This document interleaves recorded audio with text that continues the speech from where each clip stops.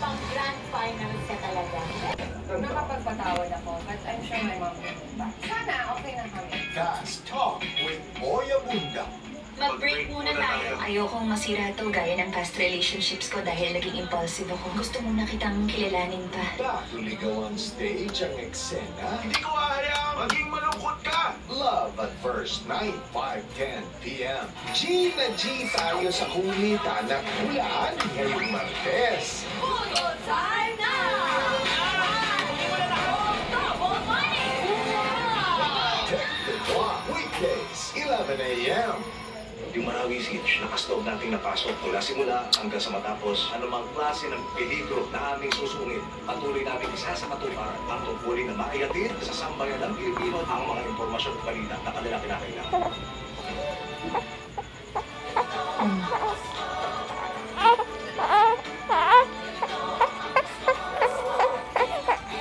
Come on.